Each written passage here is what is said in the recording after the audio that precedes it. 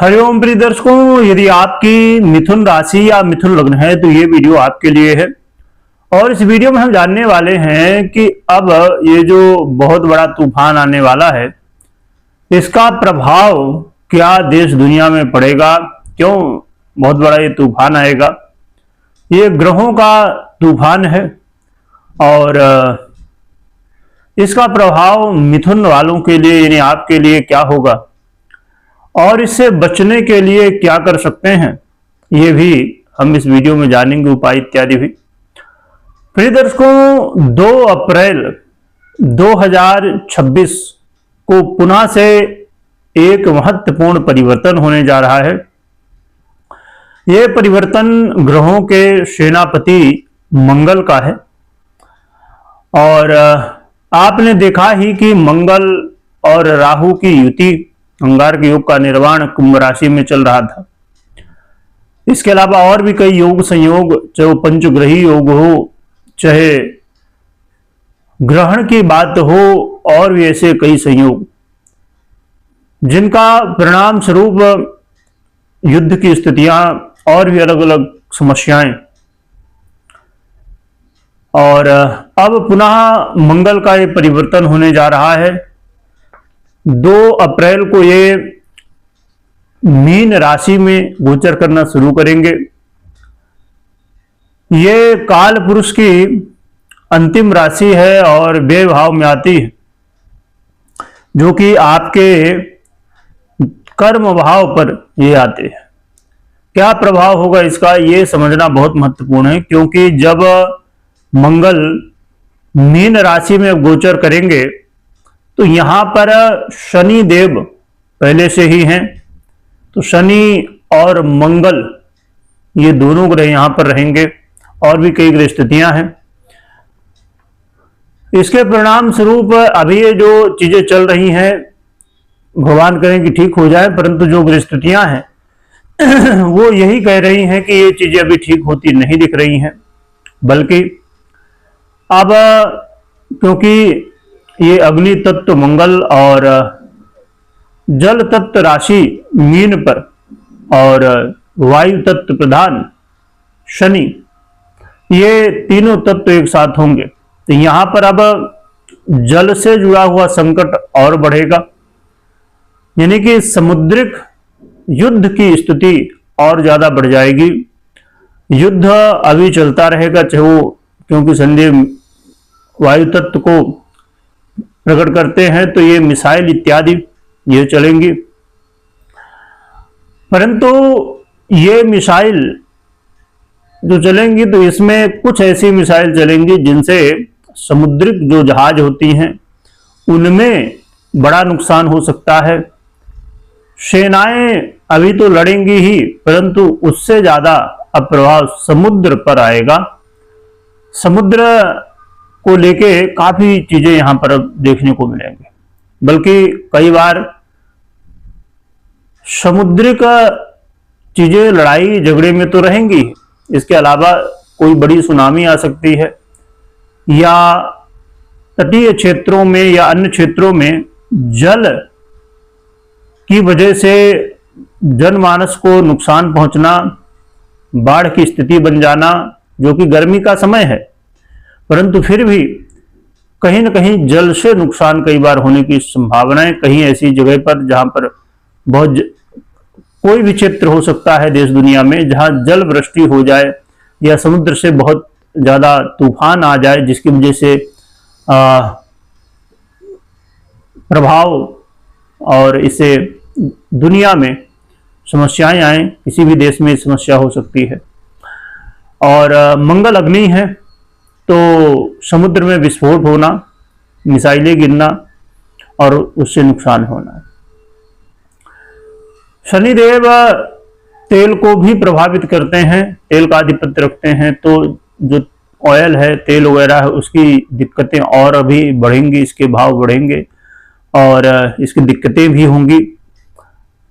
और इसके अलावा यहाँ पर एलपीजी वगैरह की समस्याएं अभी लगातार आगे बढ़ सकती हैं या कहीं पर अग्नि से, देखिए ये मोटे रूप से तो आप ध्यान रखिए कि अग्नि, जल, वायु, ये तीनों से जुड़ी हुई घटनाएं घटेंगी। इसमें अग्नि में कहीं अग्नि लग जाना, या कोई फ्लाइट का क्रैश होना उसमें अग्नि लग जाना, या कहीं पर बहुत ज्यादा लाइट वगैरह की वजह से, क्योंकि मंगल लाइट का भी कारक तत्व रखते हैं, प्रभाव होता है मंगल का, तो लाइट के द्वारा कहीं पर बहुत बड़ी घटना हो जाना।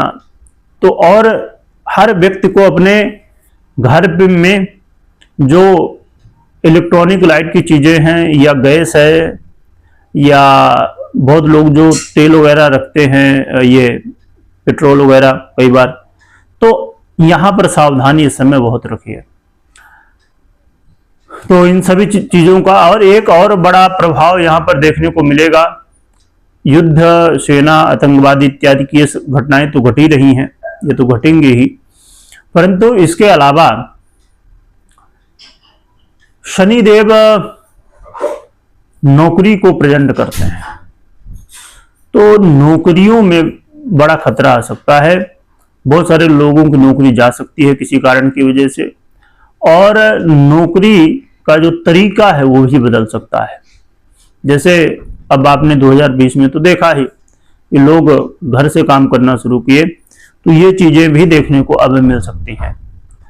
अभी तक तो जैसे सुनने में आया कि कुछ देश ऐसा करना शुरू कर चुके हैं, मंगल के आने से पूर्व ही ये प्रभाव शुरू हो चुके, परंतु ये प्रभाव अब जैसे 2 अप्रैल से मंगल पूर्णतः मीन में आ जाएंगे, तो फिर ये प्रभाव अब कई देशों में और भी ज्यादा रूप में दिखेगा।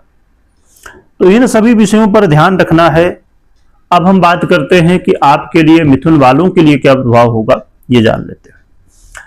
प्रिय दर्शकों, 2 अप्रैल से लेकर 10 मई तक मंगल यहां पर रहेंगे, तो लगभग आप ये समझ के चलिए कि मई का 10 मई तक तो है ही, मई का महीना लगभग इन सब चीजों में ही निकलेगा और चीजें देखने को मिलेंगी। हाँ, मई के बाद फिर जो है तो चीजें ठीक होंगी, 10 मई के बाद चीजें ठीक होना शुरू होंगी, तो लास्ट मई तक आप समझिए धीरे धीरे चीजें नॉर्मल होंगी। फिर जून में कई विशेष स्थितियां बनेंगी ग्रहों की, तो उससे चीजें काफी हद तक कंट्रोल पे ला जाएंगे।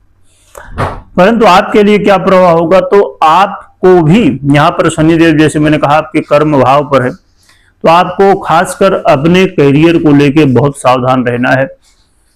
मैं एक चीज पहले बता दूं कि डरना नहीं है किसी भी, चाहे देश दुनिया के लिए जो स्थितियां बन रही है आपके लिए, क्योंकि ज्योतिष का एक ही मतलब है, वो है आपको भविष्य में क्या घटने वाला है उसका एक अनुमान लगाना, और उसको उस अनुमान के द्वारा हमें सावधानी बरतनी चाहिए, ना कि डरना चाहिए।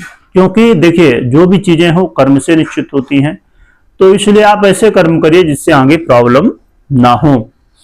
तो आपको अपने करियर में बहुत ध्यान रखना है, बिल्कुल कोई लापरवाही नहीं, आलस्य नहीं, किसी तरह किसी के साथ वाद विवाद नहीं, चाहे वो बॉस आपके हों या आपके सहकर्मी जो काम करते हैं, चाहे आपके हाथ के नीचे काम करते हैं या आपके साथ में काम करते हैं, जैसे भी, तो लोगों के साथ प्रेम से रहने की कोशिश करिए, मिलजुल के रहिए, काम अच्छे से करिए। कोई ऐसा नहीं कि भाई सामने वाला नहीं कर रहा तो हम भी नहीं करेंगे, यानी कि आपको अपने काम पे ध्यान देना है, पूरी तरह से 100% अपना देना है। और साथ में आपको ये भी ध्यान रखना है कि आपके घर परिवार में कई बार आप देखेंगे कि कलह का माहौल पैदा हो सकता है, तो इससे बचने की कोशिश करिए।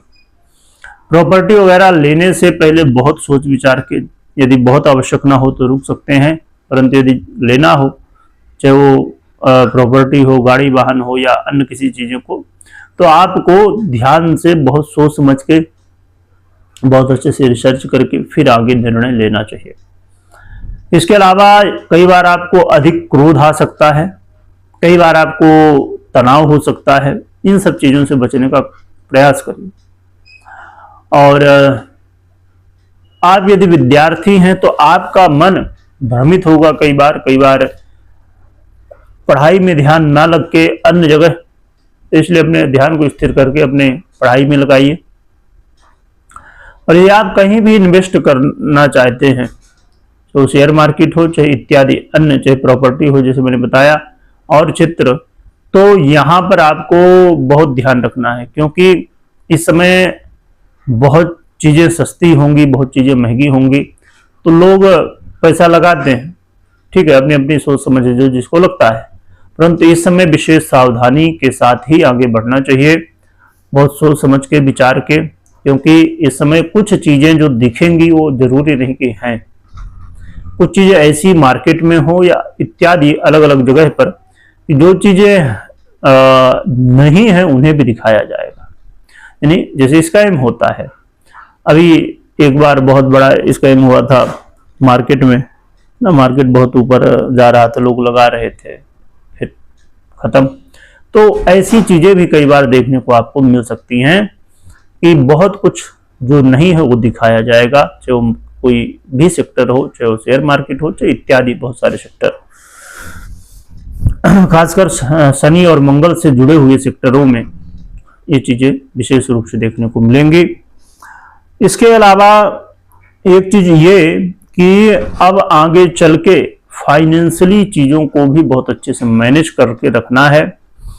फाइनेंस को लेके कोई भी आपकी राशि हो या आपके घर परिवार में, तो फाइनेंस को लेके हर व्यक्ति को सतर्क रहना चाहिए, पैसा बचाइए। इसके तो इन सभी विषयों पर आपको ध्यान रखना है। और देखिए यहाँ पर कुछ मंगल बेनिफिट देंगे, वो भी हम समझ लेते हैं, जान लेते हैं। मंगल आपको आपके साहस में वृद्धि भी करवाएंगे।